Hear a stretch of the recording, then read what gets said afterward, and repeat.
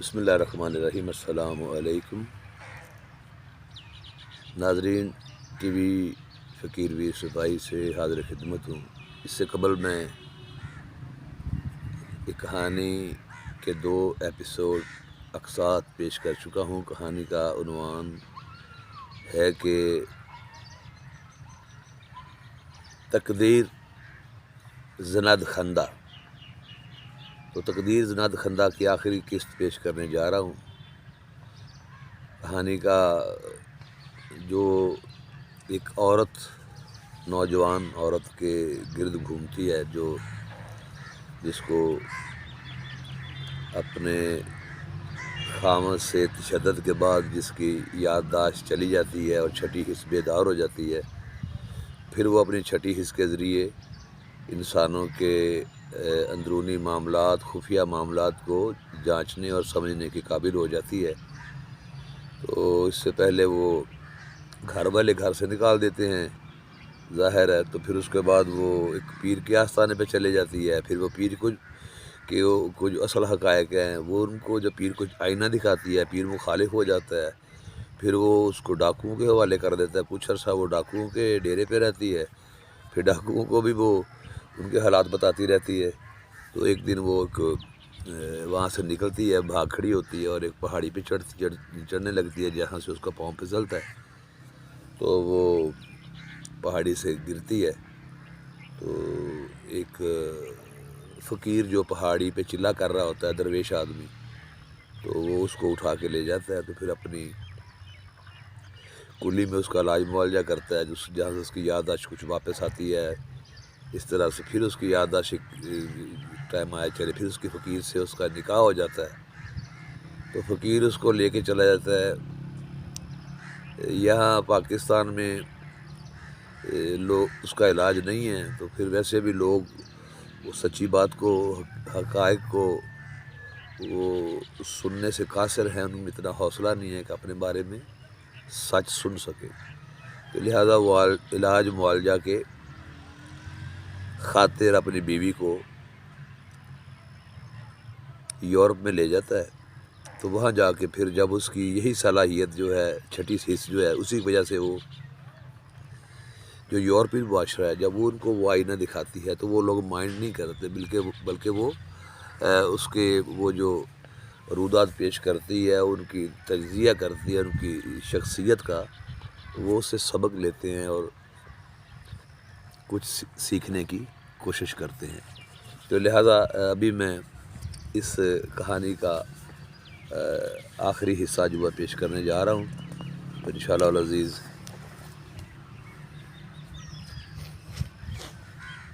سبحان اللہ، آپ لازمی اسے انجوائے کر سکیں گے۔ تو پیش خدمت ہے تقدیر زند خندہ کا آخری حصہ۔ 5واں مریض ایک خوبصورت اور خوبرو نوجوان تھا، جس کے بارے میں اس نے بتایا کہ اس میں نسوانیت غالب ہے۔ اس کی حرکات و سکنات بھی نسوانی ہیں۔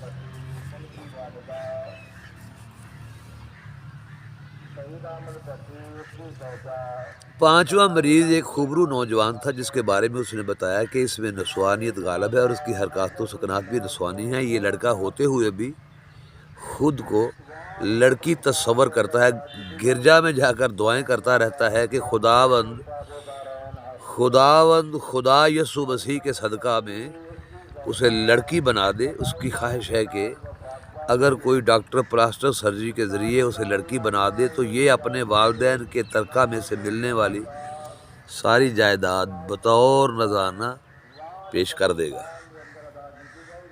تمام مریضوں نے اس کی باتیں بڑی حوصلہ مندی سے سنی اور کسی نے بھی چونو چرا نہ کیا، اور بطور معاوضہ فی مریض $10,000 ادا بھی کیے۔ سپہر کے بعد جب وہ اپنی رہائش گاہ پر آئے تو روزی درد سے کراہنے لگی اور اس کے حمل کو 9 ماہ پورے ہو چکے تھے۔ پروفیسر اسے ایک میٹرنٹی ہوم لے گیا، جہاں نہ تو زچہ کو کوئی انجیکشن دیا جاتا تھا اور نہ ہی ڈرپ لگائی جاتی تھی۔ زچہ خانہ نیم تاریک تھا جہاں دو سیاہ فام عورتیں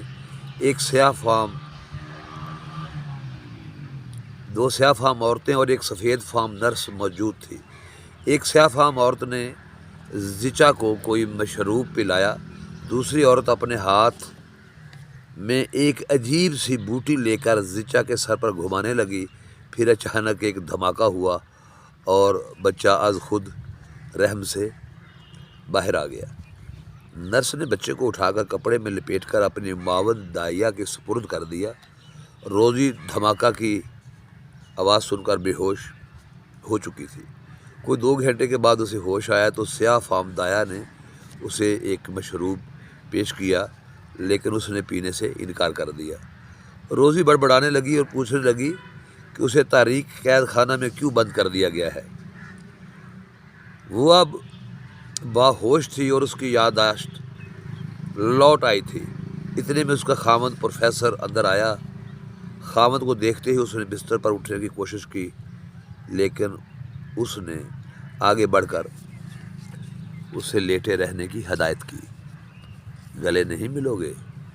روزی نے پیار بھرے لہجے میں پروفیسر سے کہا، اور اس نے اس کے بستر پر بیٹھ کر اس سے معانقہ کیا اور اس کی پیشانی کو چومتے ہوئے کہا، مبارک ہو۔ کس بات کی؟ اس نے حیرانی سے پوچھا۔ تمہارے بطن سے ایک چاند ایسے بیٹے نے جنم لیا ہے، کیا تم نے ابھی تک اس کی زیارت نہیں کی؟ پروفیسر نے ادھر ادھر دیکھتے ہوئے کہا۔ اتنے میں نرس بچے کو نہلا دہلا کر خوبصورت کپڑے پہنا کر لے آئی اور بچہ روزی کی گود میں ڈال دیا۔ وہ فرط محبت سے بچے کو بے تحاشا چومنے لگی، پھر بچے کو پروفیسر کی طرف بڑھاتے ہوئے کہنے لگی، بالکل آپ پر گیا ہے۔ پروفیسر اپنی بیوی روزی کو ہسپتال سے لے آیا تو روزی نے حیران ہو کر پوچھا، یہ کون سی جگہ ہے؟ ہم تو اپنے گاؤں روڈے والا میں تھے، یہاں کیسے پہنچ گئے؟ اس نے یکے بعد دیگرے بہت سے سوالات کر ڈالے۔ پروفیسر نے اس پر ساری حقیقت حال منکشف کرتے ہوئے کہا کہ گاؤں کے لوگ اس کا سچ برداشت نہ کر سکے تو وہ اسے انگلستان لے کر چلا آیا۔ یہاں کے لوگ حقیقت پسند ہیں، انہوں نے اپنے بارے میں سچی باتیں سن کر برا نہیں منایا، بلکہ ممنون ہوئے ہیں کہ انہیں ان کی کمزوریوں سے آگاہ کر دیا گیا ہے۔ روزی نے کفِ افسوس ملتے ہوئے کہا، بھاڑ میں جائے ایسا سچ، برا ہو اس چھٹی حص کی بیداری کا۔ میری عمر کے قیمتی دن میری عمر میں سے منہا کر ڈالے، نہ جانے مجھے کس بات کی سزا مل رہی ہے۔ چھٹی حص کی بیداری پر اپنی یادداشت کھو جاتی ہے۔ چھٹی حص کی بیداری پر یادداشت کیوں کھو جاتی ہے؟ روزی نے پوچھا۔ چھٹی حص کی بیداری پر یادداشت کیوں کھو جاتی ہے؟ روزی نے پوچھا۔ یہ لازم نہیں کہ چھٹی حص بیدار ہو جائے، اس کی یادداشت کھو بھی جائے۔ میں نے کئی واقعات پڑھے ہیں جن میں چھٹی حص کے بیداری کے بعد یادداشت برقرار رہتی ہے۔ مثال کے طور پر ایک شخص جس نے دوسری جنگ عظیم میں حصہ لیا تھا 30 فٹ کی بلندی سے گر پڑا تو سر میں شدید چوٹ آنے کے باعث اس کی چھٹی حص بیدار ہو گئی اور وہ کسی کی شکل دیکھتے ہی یا کسی کو چھو کر اس کے ماضی کے واقعات بیان کر دیتا تھا، اس کی یادداشت برقرار تھی۔ کیا یہ چھٹی حص دماغ پر چوٹ لگنے ہی سے پیدا ہوتی ہے؟ روزی نے پوچھا۔ نہیں، عام طور پر چھٹی حص کی بیداری کے لیے مشقیں کی جاتی ہیں جو بعض اوقات شمع بینی، ماہ بینی، نقطہ بینی، پانایام اور سانس پر قابو پانے کے طریقوں پر مشتمل ہوتی ہیں۔ صوفیہ اس مقصد کے لیے ورد وظائف پر زور دیتے ہیں۔ اس اکتسابی عمل میں بمشکل 1-2% عمل ہی کامیاب ہوتے ہیں۔ چھٹی حص کی یہ بیداری جو تمہیں حاصل ہوئی غیر اکتسابی ہے، ایسا کبھی کبھار اچانک وقوع پذیر ہوتا ہے، لازم نہیں کہ جس کے سر پر بھی چوٹ لگے اس کی چھٹی حص بیدار ہو جائے۔ تمہاری واردات میں چھٹی حص کی بیداری پر تمہاری یادداشت گم ہو گئی۔ اس سپاہی کے واقعہ میں جس کا میں نے پہلے ذکر کیا ہے، یادداشت برقرار رہی۔ اتنے میں بچہ بھوک سے بلکنے لگا تو روزی نے اسے اپنا دودھ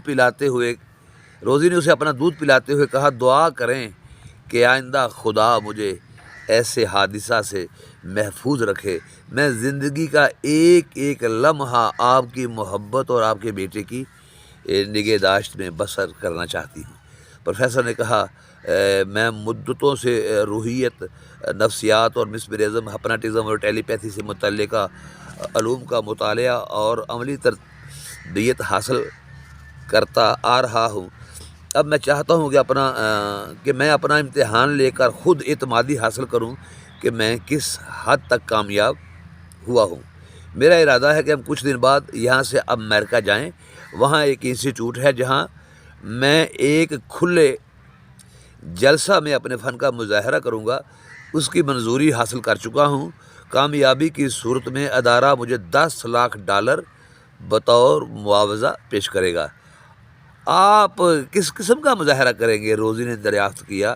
ایک ہال میں ایک اسٹیج کے سامنے ایک باریک پردہ تنا ہوگا۔ ایک شخص صرف ایک لمحہ کے لیے اپنا چہرہ دکھا کر پردہ کے پیچھے جا کر کھڑا ہو جائے گا، پھر میں اس کا ہیولہ دیکھ کر زندگی کے تمام تر حالات بیان کر دوں گا۔ یہ کیسے ہو سکتا ہے؟ روزی نے پوچھا۔ اس کو علم القاء کہتے ہیں، جس میں نہ کوئی حساب کتاب کرنا پڑتا ہے، نہ کسی اسم یا منتر کا جاپ، اور نہ ہی انداز و قیافہ سے کام لیا جاتا ہے۔ معمول یا مریض کی شکل دیکھتے ہی ذہن میں اس کے بارے میں از خود انکشافات کرنا شروع کر دیتا ہے، پروفیسر نے جواب دیا۔ ڈارلنگ، روزی نے پروفیسر کے گلے میں باہیں ڈال کر اس کے کندھے پر سر رکھتے ہوئے کہا کہ میرا اس اجنبی ماحول میں جی نہیں لگتا۔ میری خواہش ہے کہ ہم فوری طور پر پاکستان چلے جائیں اور اپنے گاؤں میں رہ کر زندگی بسر کر دیں۔ ٹھیک ہے، لیکن گاؤں کے وہ لوگ تمہیں برداشت نہیں کریں گے جن کے بارے میں تم سچ بیان کر چکی ہو۔ ان میں سے وہ بزرگ عورت جس کے بارے میں تم نے سچ بولا میری برادری میں سے ہے، اس کے لواحقین تمہاری جان کے دشمن ہیں، اور میں بھی ان کی نظروں میں مطعون ہوں۔ ہم قصور شہر یا لاہور میں رہائش اختیار کر لیں گے، روزی نے کہا۔ ہاں، میں سوچ رہا ہوں کہ لاہور میں رہائش اختیار کر لی جائے۔ اس ضمن میں نے اپنے ایک شاگرد کی ڈیوٹی لگا دی ہے، اور وہ ہمارے لیے کوئی بنا بنایا بنگلہ خریدے۔ اس نے 2-3 کوٹھیاں دیکھ رکھی ہیں، پاکستان پہنچتے ہی دیکھ کر پسند کر لینا۔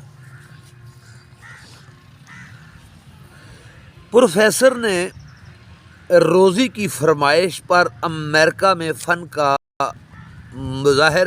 کے مظاہرہ کا پروگرام منسوخ کر دیا، اور وہ دونوں واپسی کی تیاریاں کرنے لگے۔ پروگرام تھا کہ بذریعہ ہوائی جہاز لاہور پہنچ کر وہ چند دن پہلے اپنے ایک دوست کے ہاں مہمان رہیں گے، اور اسی دوران اپنا ذاتی بنگلہ بھی خرید لیں گے، جس کے لیے پروفیسر نے $50 لاکھ اپنے شاگرد کو پہلے سے روانہ کر دیے تھے۔ ابھی وہ ایئرپورٹ سے باہر نکل کر ٹیکسی اسٹینڈ کے قریب پہنچے ہی تھے کہ پروفیسر کو یکدم چکر سا آیا اور وہ زمین پر بیٹھ گیا۔ دل کا دورہ پڑنے کے باعث دوسرے ہی لمحے وہ سانس ہار چکا تھا۔ روزی نے مڑ کر دیکھا تو پروفیسر زمین بوس ہو چکا تھا۔ اسے پروفیسر کے دوست کا پتہ بھی معلوم نہ تھا، جس کے ہاں انہیں مہمان کے طور پر جانا تھا، اور نہ ہی اس کے شاگرد کے بارے میں کچھ معلوم تھا۔ وہ جائے تو کہاں جائے، لوگ اس کے ارد گرد جمع ہو گئے۔ مردہ پروفیسر کے پرس میں سے صرف چند ہزار روپے برآمد ہوئے۔ کسی نے پولیس کو ٹیلی فون کر دیا۔ پولیس میت کو لاوارث قرار دے کر ایمبولینس میں ڈال کر لے گئی۔ روزی کو تو جیسے سکتہ ہو گیا، وہ رات بھر بچے کو گود میں لیے چپ چاپ فٹ پاتھ پر آنکھیں موندے بیٹھی رہی۔ اب نہ تو کوئی اس کا رشتہ دار تھا اور نہ ہی کوئی جاننے والا جس سے وہ پناہ حاصل کرتی۔ روپیہ پیسہ بھی پاس موجود نہیں تھا۔ دن بھر راہگیر اسے دیکھتے ہوئے اس کے پاس پیسے پھینکتے رہے۔ جب سکتہ کی حالت ختم ہوئی تو وہ اپنے ارد گرد بکھرے پیسوں کی پرواہ کیے بغیر لنڈا بازار پہنچی اور بیگ میں جو کچھ موجود تھا اونے پونے داموں فروخت کر کے ایک ریسٹورینٹ میں جا کر کھانا کھایا اور خالی ہاتھ بچے کو گود میں لیے لاہور شہر کی بھیڑ میں کھو گئی۔ کون جانے کتنے لاوارث، کتنے یتیم، کتنی بیوائیں اور کتنے بے گھر لوگ اس شہر میں کھوئے ہوئے ہیں۔ شکریہ، بہت مہربانی۔ چینل کو لائک، سبسکرائب اور شیئر لازمی کریں تاکہ میں اس طرح کی کارآمد کہانیاں آپ کی خدمت میں پیش کرتا رہوں۔ فقیر ویر سپاہی کو اجازت دیجیے۔ اللہ حافظ۔